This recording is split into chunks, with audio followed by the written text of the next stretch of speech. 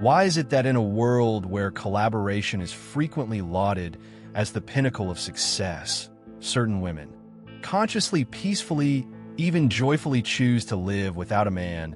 Why would someone turn away from the traditional dream, the one we see in movies and fairy tales, in the whispered hopes of families? And maybe deeper still, what if living alone wasn't about loneliness at all, but about something much bigger? Is it really about disappointment with men, about fear and dependence? Or could it be something else? Altogether, something rooted in the very evolution of human consciousness today. We're not just asking questions, we're peeling back the gently and kindly.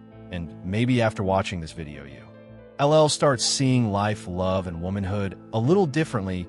Let's begin with the roots long before Wi-Fi, before situationships, before even the idea of marriage as we know it at a deep, almost cellular our level. Humans once lived in tribes where survival, not romance, was the glue. Relationships had practical purposes to ensure safety, food, continuity of the bloodline. Love and romance were luxuries aftered. Fast forward to today, and the world looks very different. Survival is no longer contingent upon the presence of another individual alongside you. 24/7 women earn, build, create, and lead. They heal, teach, protect, and raise the collective vibration of society, often solo. And when the old survival needs fall away, something sacred, something often hidden, and starts to emerge. The self, not the self that's defined in relationship to another, but the self, as Carl Jung spoke of the deepest, truest center of being. Jung called this the individuation process.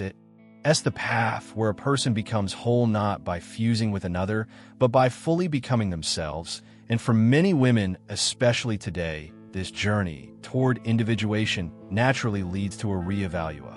Tie into relationships, not because they hate men, not because they're broken, but because they are answering a higher call, one toward wholeness, toward integration of both the inner masculine and feminine energies within themselves. You see, for generations, women have been handed invisible scripts about what a successful life should look like. Find a man, settle down, be chosen. But these scripts don't always align with a woman's soul journey, especially not for women sensitive to their inner world, their intuition, their dreams, their spiritual path. Carl Jung taught that the human psyche is filled with types, powerful universal energies that influence us all, whether we know it or not. And one of these archetypes for women is Thema, the inner feminine spirit. But as Jung also recognized, women contain a hidden animus, as well the inner masculine. When a woman grows in consciousness, she often meets her inner animus, that powerful, protective, wise energy that once would have been projected outward onto AM.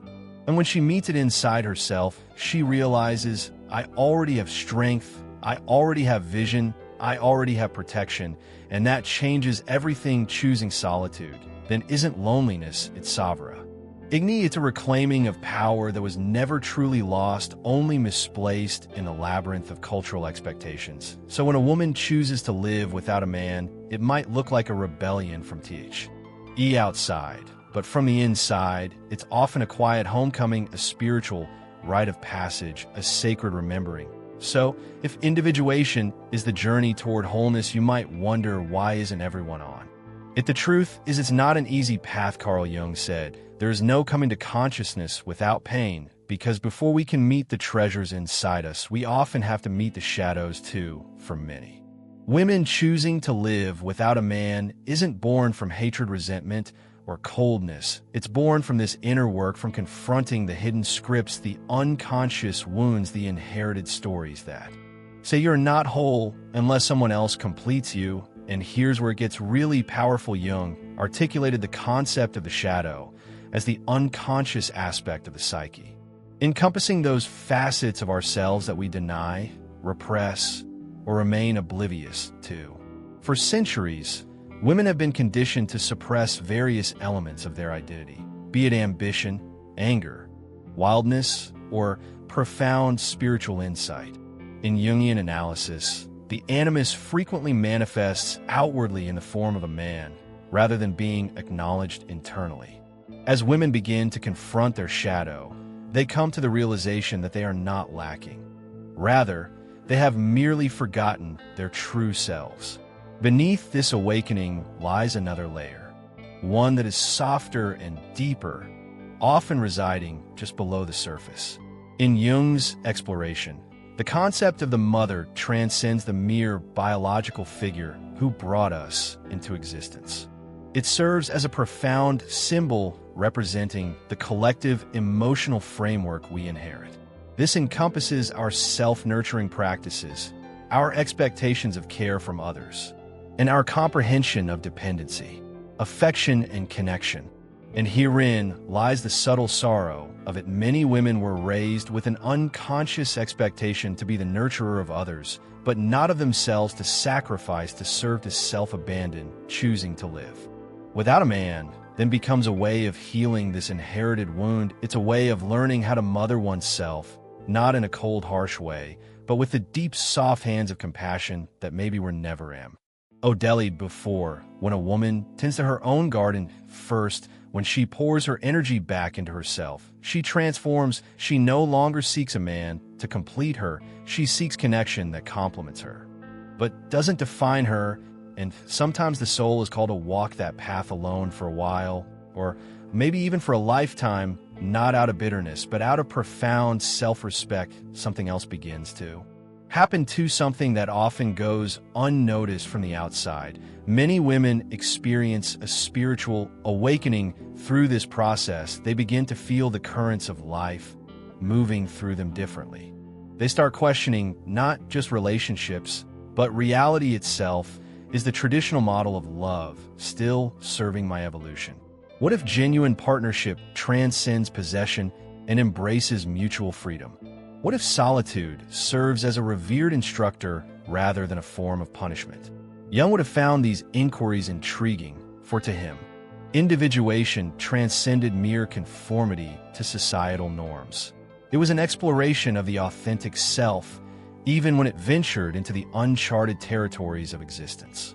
Thus, when we encounter a woman who opts to live independently of a man, perhaps our focus should shift from questioning her circumstances to contemplating the new realm she is cultivating within herself.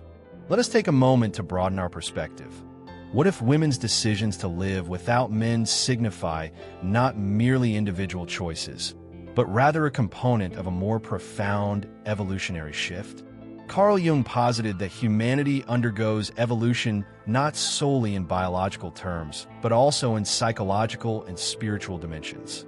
He referred to this process as the unfolding of the collective unconscious, a concealed stream of symbols, archetypes, and instincts that influences humanity through the ages. Presently, we are witnessing a significant transformation, the emergence of feminine consciousness. It is important to clarify that when I refer to the feminine, I am not addressing gender, but rather the archetypal energies involved. Jung articulated the preference for intuition over intellect, connection over domination, and inner truth over outer image. For centuries, societies have been profoundly biased toward the masculine principle: action, conquest, and achievement. However, when women, and indeed all individuals, begin to honor the feminine aspect within themselves, a remarkable transformation occurs. The established structures begin to disintegrate, and the antiquated myths start to weaken, including the notion that success equates to a house with a white picket fence and a conventional marriage. The narrative suggesting that one must be selected to possess intrinsic value, or that solitude is inherently shameful, is fundamentally flawed. In its place emerges a more profound awareness that asserts one's completeness, sanctity, and connection to a reality that transcends mere external affirmation. Consider the transformative implications when women opt to live independently of men, not due to necessity or external circumstances, but as a conscious choice. This decision transcends mere rejection of conventional relationships. It actively redefines them. Reflect on the possibilities. When two individuals unite, not from a place of dependency, fear, or societal expectation, but from a foundation of genuine freedom, what extraordinary forms of love might emerge? Carl Jung hinted at this higher form of relationship as sacred union, where both partners have individuated, meaning they don't fuse into one another in unhealthy ways, they stay rooted in themselves. Connected to each other, it's not about losing yourself in another, it's about standing next to someone fully lit, fully alive, fully conscious, and choosing them again and again. This is the birth of Wa. Some call the conscious relationship a meeting of two sovereign souls, not two broken halves. And here's the paradox. Sometimes to be ready for that kind of love, you have to walk alone. First, you have to meet your own soul in the silence. And for some women, that journey becomes so rich, so sacred, that they choose to keep walking it even without a romantic partner, because the love they have cultivated within themselves is no longer a desperate need. It's a radiant overflow. This personal revolution, women choosing their own wholeness, is quietly reshaping society. Every woman who chooses inner peace of our societal pressure, who chooses growth over conformity, who chooses herself not out of anger, but out of deep love, is healing generations of wounds. She's teaching the next generation by her very being. The intrinsic value of worth is not something to be delegated. Rather, love originates from within. Relationships are not mere lifelines, but sacred choices. Perhaps this emerging wave of awareness will not culminate in the disintegration of relationships, but rather in their evolution toward connections that are lighter, freer, and deeper, arising not from fear, but from a sense of abundance. This represents a subtle, yet profound transformation that begins in the most intimate realm, the human heart. We often perceive personal choices, such as opting to live independently, as solitary decisions. However, what if they extend beyond the individual? What if they serve as seeds sown in the collective consciousness of humanity? Each woman who forges her own path is not merely shaping her private existence. She is contributing to the construction of a new collective future. Jung addressed a concept that remains largely unexamined today: the participation mystique. The notion that each individual, whether consciously or unconsciously, influences the entirety is profound. When a woman chooses not to diminish herself to conform to antiquated paradigms of love, family, or success, she subtly alters the framework for those who follow. She demonstrates to younger generations, daughters, nieces, and even sons, that true fulfillment is not derived from adhering to another's blueprint, but rather from the courage to create one's own. Each decision made in the pursuit of authenticity resonates well beyond the individual, contributing to a shared evolution.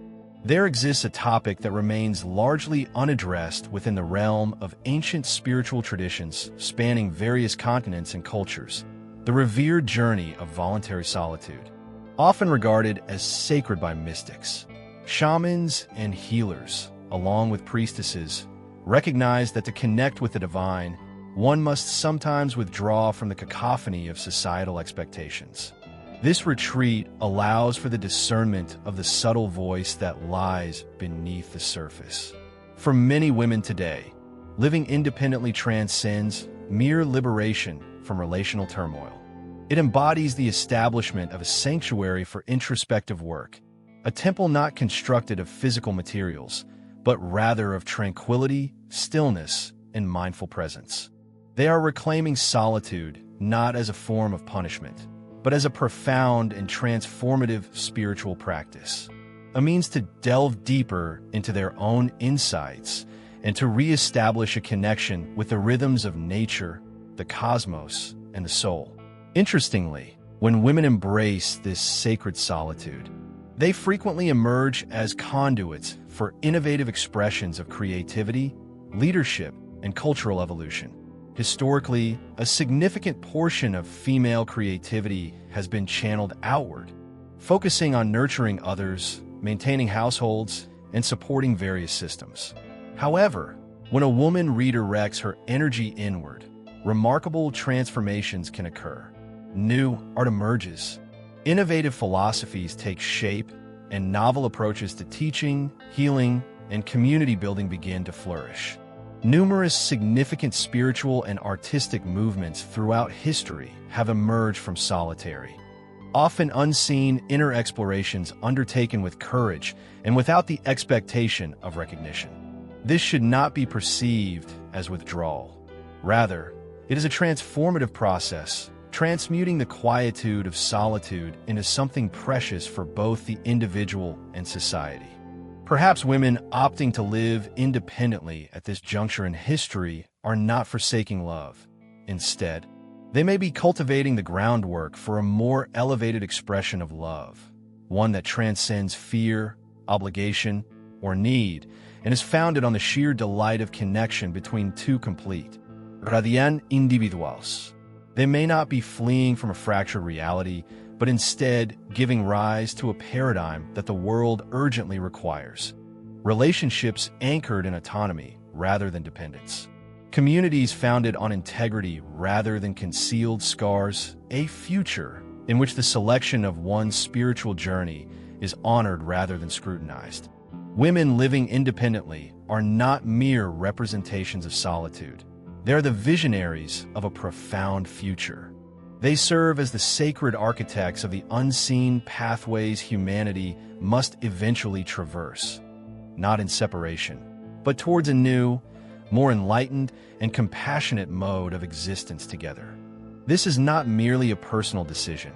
It signifies a spiritual revolution. If this message resonated with you today, if it ignited a fresh perspective on yourself or the world, I encourage you to remain engaged. Liking this content signals to me that such profound discussions are significant to you. Should you feel inspired to delve deeper into similar explorations, consider subscribing and joining this expanding community, a sanctuary for reflection, growth, and intentional living. Until our next exploration.